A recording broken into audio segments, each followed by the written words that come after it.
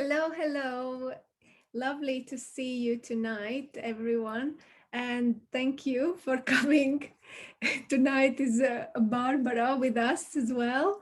And for everyone who is going to be watching later, it's been tough times for all of us. And we are happy to host the Step into Your Confidence, the first meeting, and it's really, really nice.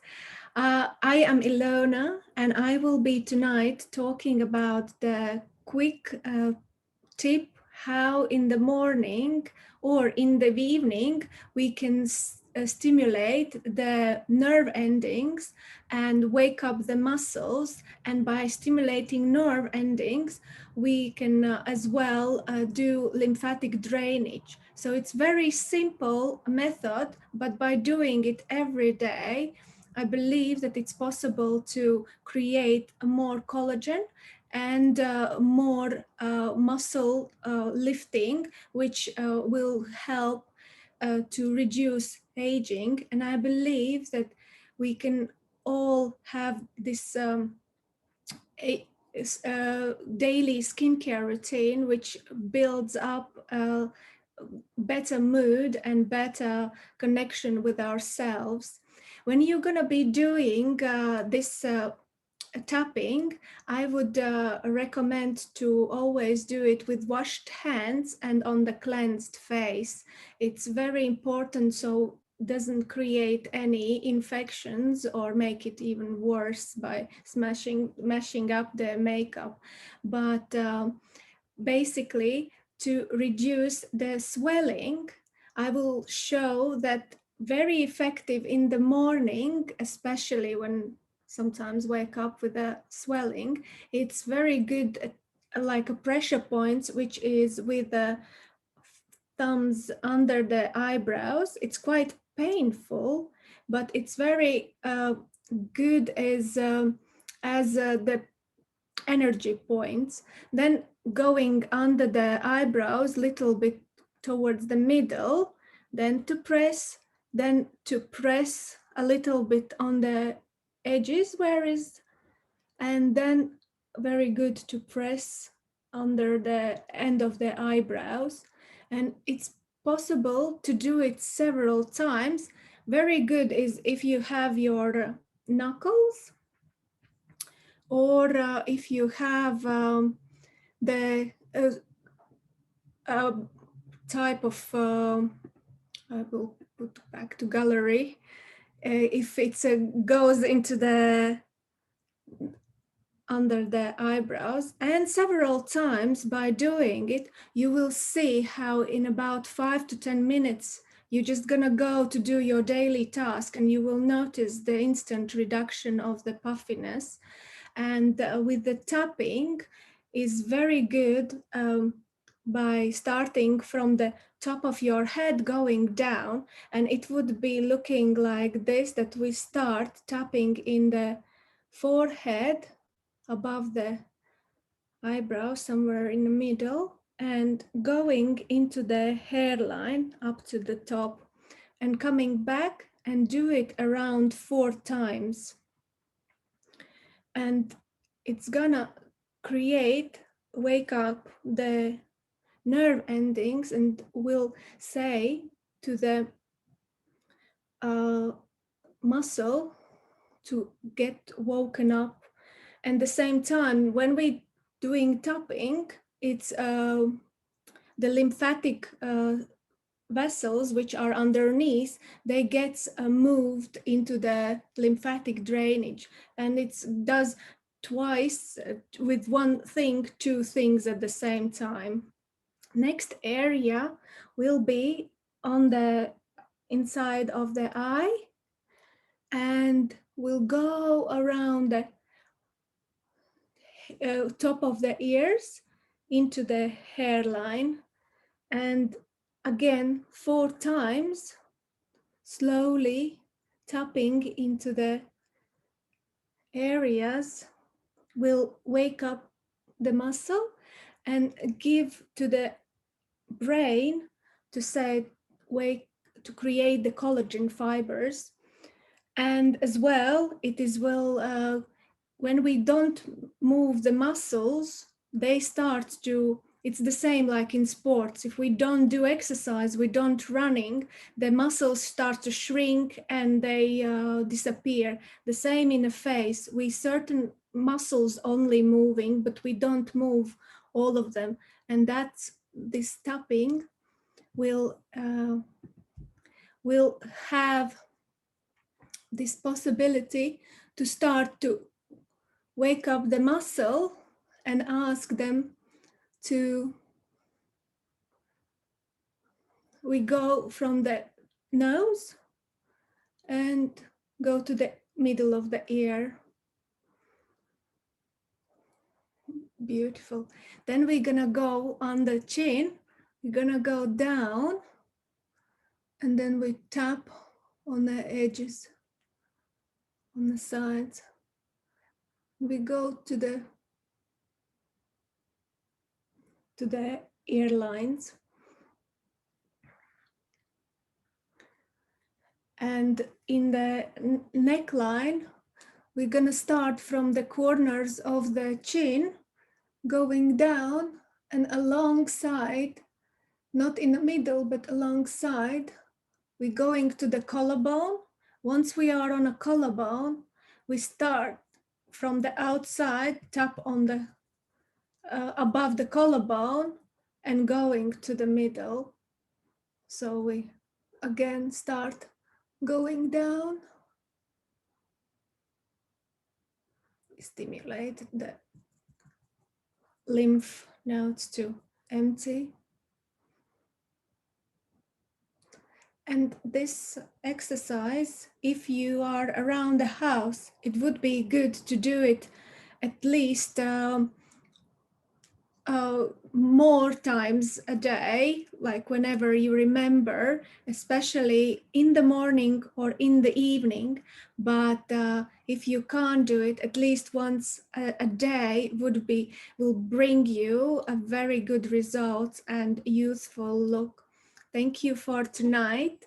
I hope it was interesting for you and you're gonna be taking it in advance, in a note. And it will be good for you.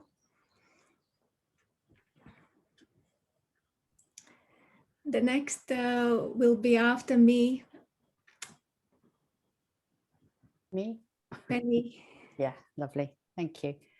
So it goes without saying, following this last year plus, a lot of us are feeling anxious, which is perfectly understandable.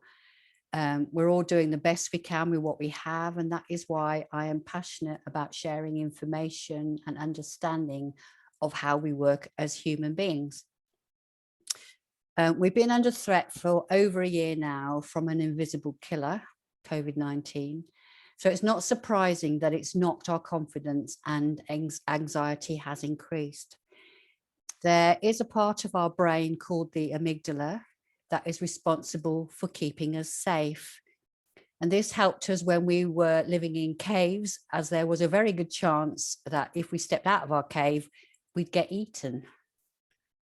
Today, we don't have that threat, thankfully, anymore, but this part of the brain is still responsible for keeping us safe. This is where this part of the brain is scanning all the time for danger and alerting us when it sees a potential risk to our well-being. It activates our fight, flight, or freeze response. So it's hardly surprising that there is a lot of anxiety around, given we've been on a high state of alert with the pandemic. So how it works is that it instantly causes a hormonal and physiological change in our bodies. And this change allows us to act quickly to protect ourselves. It is our survival instinct. Specifically, fight or flight is an active defense response where you fight or you flee. So your heart rate gets faster, which increases oxygen flow to your major muscles. Your pain perception drops and your hearing sharpens. These changes help you to act appropriately and rapidly. Freezing is fight or flight on hold, where you further prepare yourself to protect yourself. It involves similar physiological changes, but instead you stay completely still and get ready for your next move. Fight, flight, freeze isn't a conscious decision. It's an automatic reaction, so you can't control it. And this is what is happening to your body. So your heart beats faster to bring oxygen to your major muscles. During freezing, your heart rate may increase or decrease. Your breathing speeds up to deliver more oxygen into your blood. In the freeze response, you might hold your breath or restrict your breathing. Your peripheral vision increases so you can notice more of your surroundings, and your pupils dilate and let in more light, which helps you see better. Your ears perk up and your hearing becomes sharper, and your blood thickens, which increases clotting factors, and this prepares your body for injury. Your skin might produce more sweat or get cold. You may look pale or have goosebumps. As blood flow increases to your major muscles, your hands and feet might get cold. Fight or flight temporarily reduces your perception of pain. So your specific physiological reactions depends on how you usually respond to stress. You might also shift between fight or flight and freezing, but this is very difficult to control. The fight-flight response can show up in many situations, including slamming on the brakes when the car in front of you suddenly stops, encountering a growling dog while walking outside, jumping out of the way of an oncoming vehicle, or getting spooked by someone jumping out of a room, or feeling unsafe while walking down a street. Once the threat has passed, your body usually returns to its normal state after 20 to 30 minutes. And the thing is that most of these threats can be seen. However, with the pandemic, we can't see anything. We just know that it's there. And every time we listen to the news or the briefings, we are again reminded of this threat, and our fight or flight response kicks in, again flooding our bodies with hormones.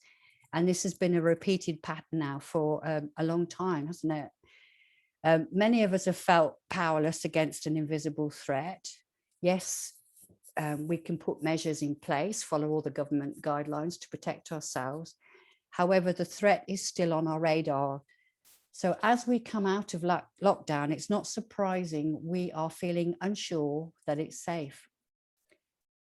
So now you have a better understanding of what is happening with your brain and your body. You can let yourself off the hook. It's perfectly natural to be feeling this way. It's all about taking baby steps and doing it on your own terms.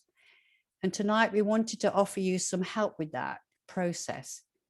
There are lots of ways to gain confidence in moving forward, and lots you can do to help yourself by taking these baby steps. Keep reminding yourself that you are safe and only taking action that aligns with your feeling safe. Focus on a calming word while taking some slow, deep breaths in and out. I find affirmations are very powerful for helping with your self-talk.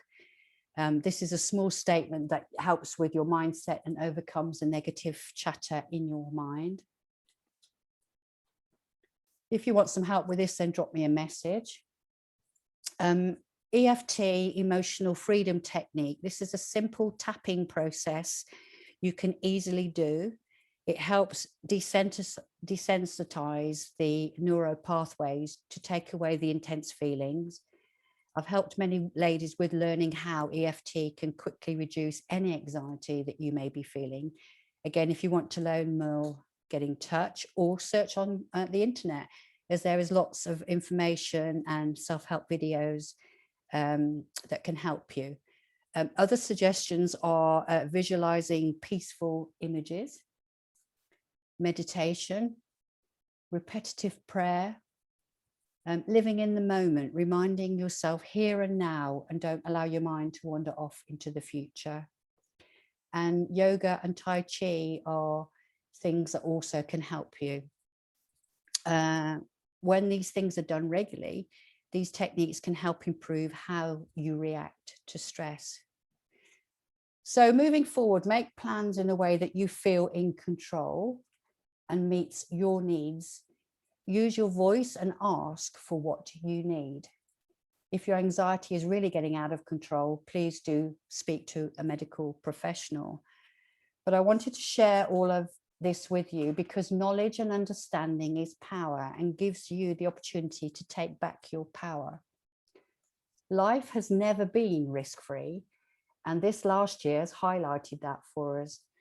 But the good news is that you get to choose how you want to live your life, and putting simple steps in place to step into your confidence will help you move forward. Thank you.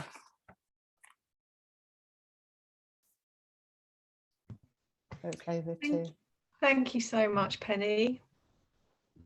I'm Ghislaine and I'm a personal stylist, and you're probably wondering what on earth a personal stylist can do to help you come out of a pandemic. Well, first off, I'm going to endorse what Ilona said about the techniques that she has taught me over the last few months, actually, about facial massage. I woke up this morning with a really, really bad headache, and I was thinking, oh no, I've got to do a masterclass at 8 o'clock this evening. How on earth am I going to get through it? And I actually just put up on my phone the video of some of her techniques, and I didn't do it for very long, 10 minutes maybe, and I had a big glass of water, and the headache started to go away and my mood lifted. That sort of act of self-care is really valuable, and many of the techniques that Penny has just highlighted as well, I can definitely endorse. Now, but when it comes to what you put on your body, that has just as much potential for power. And again, it's something that you can control. In the past, we would have put on armor, or we might wear a uniform to show that we have some kind of authority. And you can create that for yourself if you want to. I thought it might be valuable to share one of the reasons I came to personal styling, because 5 years ago, I was diagnosed with a really quite debilitating autoimmune disease, which it took me 10 years to get a diagnosis for that. And I used many techniques because there wasn't an awful lot of support from the medical profession, or there's not an awful lot of drugs to help this particular condition. And one of them I discovered by accident when I had a big important work thing to do, and I was feeling physically exhausted. So one of these symptoms, well, quite a lot of the symptoms of what I had and still do relate to long COVID. So there's a lot of exhaustion and pain and inflammation. These are all things that happen when you get post-viral syndromes. And I was suffering from all of these. Had this big work thing, and I was rummaging around in my wardrobe, and my eyes fell on this dress, and it's a dress that I've worn with some really, really happy memories, and I just thought, I'll give it a try. So I put this dress on, and it really worked. So every time I started to feel a bit kind of overwhelmed, and I looked down at the dress, which by coincidence was blue, and I've learned quite a lot about blue since then, so I'll tell you a bit about that in a minute. So one of the things I'm going to suggest that you do is, if you've got something coming up, I don't know, some of you might not have seen 6 people together in a room for over a year, and that could be really intimidating. It could be that you're going to see 6 people that you really, really love, and you want it to just be a beautiful occasion that you all remember happily, but you're scared because of exactly what Penny was saying, this invisible killer that is out there. Now, the right clothes are not going to protect you from COVID. All the measures we've got in place from the government, they will, hopefully, and certainly the vaccination will. But what might help you walk into that room feeling more confident that you can step back into your old life is something that brings happy memories, like the dress that I wore. So I just would like to invite you to open up your wardrobe before you go out and step out into any of those scary situations, and put on, it's almost like a comfort blanket. But, and actually, to be honest, if actually what you want to do is to wear something really, really cozy and comfortable that makes you feel good, doesn't matter what you look like, if it makes you feel good and means it gets you into that room, then please, I invite you to do that. Some other people, it might be they want to wear the sexiest thing they can find and they want everyone to look at them. That's also fine. Go with what feels right for you. And I know there's been a lot of people doing the Marie Kondo thing and they've been decluttering their wardrobes. And yes, that is a great thing to do. I'd love to help you with that. But maybe don't do it as an emotional response to the pandemic. Don't throw everything away because it reminds you of the pandemic. That's giving control to something that you have no power over. And your clothes are not, they're not responsible for the pandemic. Just because they remind you of it, they're not responsible. You can go back and get those happy memories. And there are loads of ways I can help you work with that. But what I'd like to touch on slightly before I pass on to Jane is the power of colour. So again, Ilona started with the physiological reactions of the nerve endings in your face and how you can use those to lift your mood. EFT is a brilliant way of tapping into that same system and lifting your emotion. And our brains are trained to react to colour. So when each colour has a different vibration, a different wavelength, and carries with it a different energy. And the response that you get when the back of the retina perceives colour, it has an effect on the endocrine system.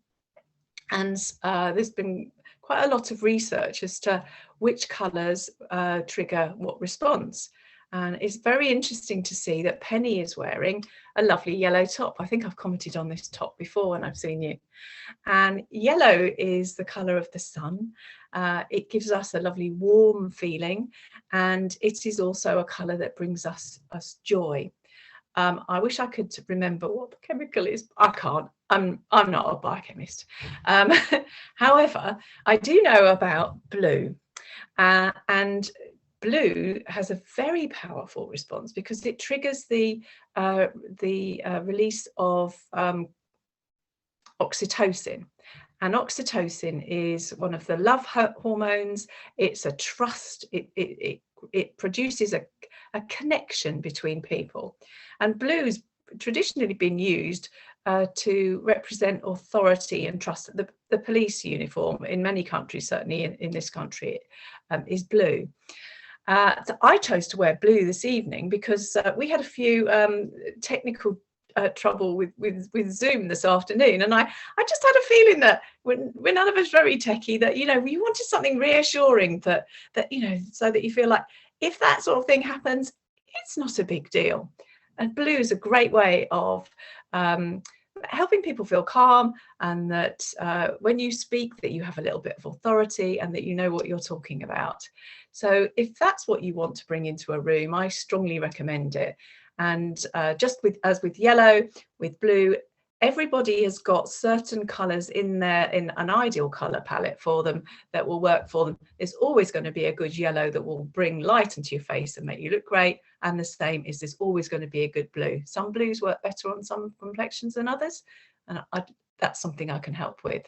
And Barbara is wearing a beautiful colour, which has the potential to go either way, but she has chosen a nice soft, it's got a warm colour to it, and I think it's an orange, but it's on the verge of being a red. And red's interesting because red triggers that fight or flight response. It's known to raise the blood pressure and to raise heart rate, and also to raise your energy levels, which is great if you have a big a presentation to do and you're going into a board room of people who you really feel a bit threatened by. Actually, to go in like that, you're kind of taking control of the room, and you're making a really big statement and yeah, just kind of like, look at me, take me seriously. but it also has the potential, if you've got some quite shy, quite quiet people, to be very overwhelming. And you could trigger the fight or flight response in somebody that you actually just want, you just want to give them a hug and give them a bit of love. So I always suggest that people err on the side of caution with red. If you're very confident about it and you can carry it off and you can be that loving, warm person, great, go for it. If you're just wearing it as armor, maybe think twice about what response you're liable to get when you go into a room. So when you look into your wardrobe and you go, oh, I haven't got anything to wear, maybe look into your wardrobe and think, what brings me a really happy memory? Or what colours have I got in here that are going to serve me today and help me to make the impression that I want to make, and to bring a little bit of joy into people's lives? So that's what you can do by thinking about what you wear, and why I love being a personal stylist. So I'm going to hand over to Jane now, and I'm looking forward to what she's got to say. Thank you, Ghislaine. Yeah, so I'm Jane Parslow. I'm a transitions coach, and I help people with big life changes. And as everyone has said tonight, the next few months certainly are going to contain some fairly major changes that we need to think about. We've had a lot of really great information and facts and tips and suggestions as to what we can do. And you might be by now finding that a little bit overwhelming. You might be wondering where to start, what to do first, who to speak to, what else you need to go and find out. And that's the sort of thing that triggers some of these responses we've been talking about as well. So I'm going to talk a little bit tonight about some tips to deal with overwhelm, and then finish it off with some further tips about confidence, but in the body, if you like. They're fairly big subjects, so I'm just kind of grazing the surface here, but I hope there's something that will resonate with you. Otherwise, please do get in touch via the Facebook page, and I'll be really happy to help. So first of all, overwhelm. I looked it up today and I wished I hadn't. I absolutely terrified myself. I found definitions like to crush completely, to reduce to helplessness, to overpower. And I thought, gosh, no wonder we all feel so bad when we describe ourselves as feeling overwhelmed. We're putting ourselves in this position of no power, no control, and feeling crushed by it all. So I don't have any ideas, but maybe the first thing we should do is to try and find a kinder word for what we're feeling, this sort of too muchness, I guess. So it'll be really interesting after this to hear what overwhelm means for you. But as I say, I think to me, it's just kind of too much. So too much information to process. Or as Ghislaine was talking about, walking into a room with too many people can be very overwhelming and stressful for people. I'm going to talk tonight about just having too much to do, I guess, and that sort of head spinning and not knowing where to start and not being able to even perceive that you're going to get through a day of it. As Penny said, I really do want to emphasize that all this, whatever you're feeling at the moment, is just because you're human, and feeling that sense of powerlessness is completely normal. But what we're going to look at is how you can get back some of that control. So thinking about too many tasks, how am I going to fit everything in the day, the week, the next hour? The first thing I would suggest is make a list. It's about getting everything out of your head and somewhere where you can see it. I'm sure many of you already keep lists, but I would suggest maybe if you're feeling overwhelmed, then maybe keep a better one. So maybe just have a list for what you're doing today and leave all the future stuff on a different list, or have different lists. So my to-do list is actually divided into kind of office jobs to do, things I'm doing for clients, things that are personal goals of mine, and so I can focus in different areas. Doesn't always work. They're quite long lists. So even better, I would suggest the use of sticky notes, and ideally in lots of different colours, shapes, sizes. And I would put just one job on a post-it note and then start putting those up on a wall somewhere. Again, the physiology is about having things at eye level so that you can see everything much more clearly. And you can have real fun with this, with the colours, and get kind of quite creative. But just stick them up randomly to start with, and just notice how you're feeling and when it all starts feeling too much, if you like. So that's my first tip, is get it out of your head. The second tip is to find as big a piece of paper as you can and draw a nice big circle on it. A4 is absolutely fine. But that represents everything that you're aware of and that might cause you concern. So all the things you're hearing on the news, that you're reading on social media, that friends are telling you, all have kind of gone in there as stuff. And this is about thinking about what those are and getting them out. So you've got a big circle that later we'll put everything in. Before you start, though, draw a second circle, maybe halfway in, and that's going to be the field of stuff that you know about. It might affect you, but it's not yours to do anything about. And then in the middle, the smallest circle is for the stuff that you know about, might affect you, and that you can control and do something with. So all the post-it notes you've got on the wall, take them down and position them then in one of the three circles. And again, that will, I hope, show you that most of what's going into your head is stuff that you can't do anything about and could safely be ignored. So it's all in the outer circle. What we're going to focus on is the stuff in the centre. I'll come back to the middle later on. So now take the tasks, only the tasks that were in that central circle. So this is the only bit of stuff that's going on that you can actually do anything about. And you've got the tasks in there that you want to do.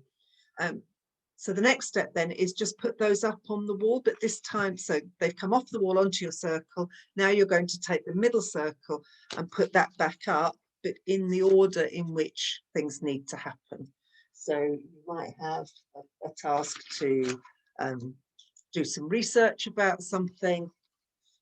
And then the next task might be to structure that into the presentation you're giving or whatever it is. So this sounds very time consuming, but actually it has an enormous effect on us. Just seeing things spread out over time really literally makes it feel much more spacious. It's not a crowd of stuff that all needs doing. Now we've limited the stuff we're working on and we're putting it in some sort of sequence. I did this recently with a client who was completely, and I mean overwhelmed, feeling helpless, defeated, everything, at the beginning of the divorce process. And we went through this structure with her, and it turned out that all she had to do in the next week was make 2 phone calls. Instant relief that it wasn't the 59 different jobs that she'd been thinking about. Some of them weren't going to happen for a few months and could safely be put to one side for now. Another example is that I am hoping soon to get to Spain. I have a very close friend there who's very ill, and we have an apartment that needs some maintenance on it and some jobs needed doing. So it feels like a big responsibility that other people are relying on me. But I have absolutely no control over the government's restrictions and when they add Spain to the green list and so on. I have no control at all over the Spanish government and what restrictions they might have in place, British Airways policy, my insurance policy. They're all things that could have been spinning around my head. However, I can control whether I watch the news many times a day, waiting for that information. I could choose not to watch any of that and just check in a week before the flight's due to see what the current regs are, and maybe on the government website, rather than take several opinions from people I happen to know on social media, for example. I can make sure I have my second jab. I can tick that off, done last week, and then make sure I've got the documentation. The tests that I might need to have, now that's actually gone to my middle circle. So this was stuff that I am concerned about and it might affect me. but somebody else could do. So my husband and I have agreed that that's his job, straight off my list, and I don't have to worry about it anymore. Plan B is, supposing it all goes horribly wrong and we can't travel, well, we booked really, really cheap flights and we could just walk away without too much loss. So what became 3 months ago, when we were talking about booking the flights, was horribly complicated, and all these interacting sets of regs and so on, then became much simpler and much fewer tasks for me to do once I forgot about everything else that was nothing to do with me. Now, everything I've mentioned, I realise is easier said than done, and that's where coaching can be really helpful. So the coach, as a neutral, supportive outsider, can help you actually make those decisions about what to think about, what to worry about, and what to try and ignore, and how to ignore it. It's very hard not to think about something once it's in your head, I think. But all of those things need some sort of underlying confidence. So I thought I'd give you a few tips this evening about building that. So it might take confidence, for example, to say no to doing something that isn't in your inside circle. You may need some confidence to persuade somebody else to do one of the tasks that you don't want to do. So I thought I'd use a technique where we use our posture. So as well as the clothes we've got on, the affirmations and confidence building things Penny's talked about, and Ilona's, my face is feeling wonderful, by the way. So as well as all of that, we can use our own posture and our own bodies to literally embody the feeling that we want. So I think we all know that our mood and emotions can change our posture. So we talk about people being downcast or uplifted, and you can see it in people's body language. However, more recently, we've discovered that the reverse is true, that if we take on a particular posture, that then affects our emotions and our mood. So I just wanted you to think, that I promise this won't take long, but think of a situation that's coming up that you might need more confidence with, and just put on the body language of how you're feeling about that right now, where the confidence is lacking a little bit. Yes, I can see everyone's sort of retreating inside themselves for a start. Yeah, and it can get very heavy and low, and just that sort of fear that you may not be good enough. Pay attention as well to your breathing. So Penny talked about that shallow breathing that comes from the fear and the lack of confidence. You might be noticing that in yourself. So shake that off. I don't want you to stay in that any longer than you can. And now think about a situation where you felt super confident. Maybe someone gave you some really positive feedback about something, or a meeting just went the best ever because your presentation was so superb.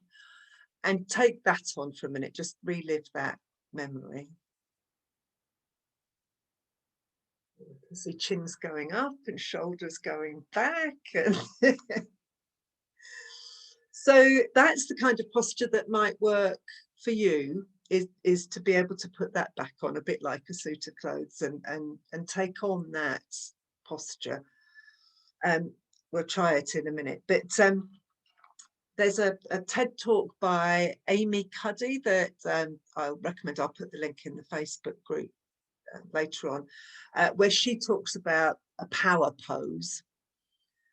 It's being kind of questioned a bit now, because just like you all found, your own version of it might be much more powerful for you. But she talks about the pose of Wonder Woman, where your hands are on your hips, feet planted apart, imagining your cape flowing out behind you. And that seems to work for a lot of people. It's obviously very difficult to do that in a meeting. So standing up and waving your arms in the air may not be appropriate. But you can, for example, spread your arms out on the desk. You could spread your feet apart under the desk so that you've got that sort of width and size in your body. Again, the one you just tried is probably much better for you. Then, of course, you could add in the breathing that all of us have been talking about, but Penny in particular, is just slowing your breathing down and taking some deep breaths. If you can get them even duration in and out, then that helps you feel really balanced and kind of ready for anything. If you want to relax, then try breathing out for longer than you breathe in. If you want to pep yourself up a bit, you can try breathing in for longer than you breathe out. So it adjusts the oxygen and CO2 levels and becomes a very mindful process. As soon as you start thinking about your breathing, actually, you'll notice that it calms down. So you may want to just take 10 seconds now to put back on your confident posture and try the breathing. So get into that.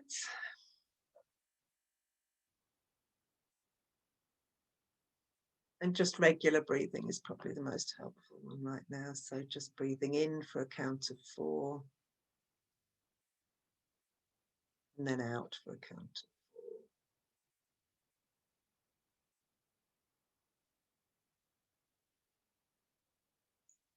And from here, with this posture and this breathing, now think about the situation that you're facing in the next week or 2. I haven't done this fully, but I'm hoping you now feel a lot more confident about that situation and your ability to deal with it.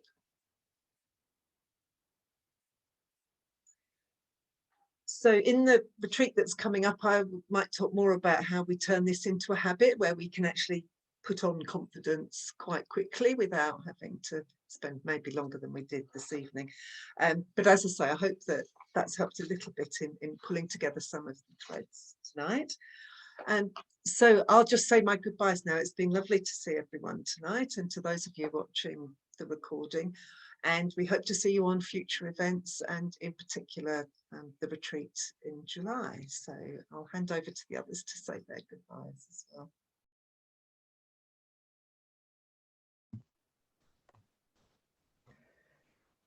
So I'm really looking forward to the retreat. The dates are in July. I've forgotten the exact dates, but I think it's about the 7th to the 9th, something like that.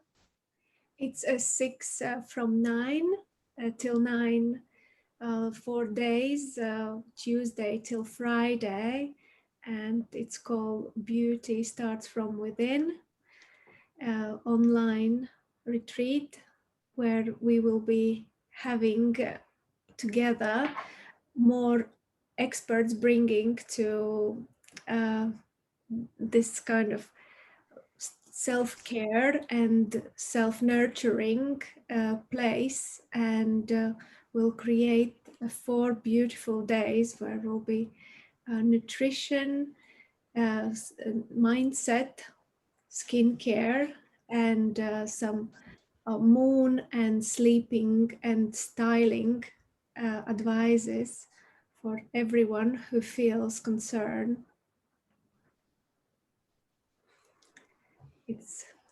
It's lovely to speak tonight. I learned so many things as well by listening, even short presentation. I'm very looking forward to the July event as well, to hear our advices and amazing themes and subjects, what you will be able to share. Yeah, thank you, Ilona. So I'm going to be talking about the power of practicing gratitude, giving lots of tips and advice on that, and how it's scientifically proven to actually help us attract more into our lives and to feel happier and to affect our mindset in a positive way. So I'm looking forward to that. Thank you. Great. I think tonight is been lovely seeing everyone, and it's been lovely our first meeting and taster session, and I hope that whoever will watch it will take away some good advice, at least from one of us, if not from all of us. And it's just going to be more and more interesting, and we are willing and sharing more advice, because was just the tip of the iceberg, which we touched and shared with you. And I'm looking forward to everyone to share this space. Thank you. Thank you. Let's stop recording now. Bye.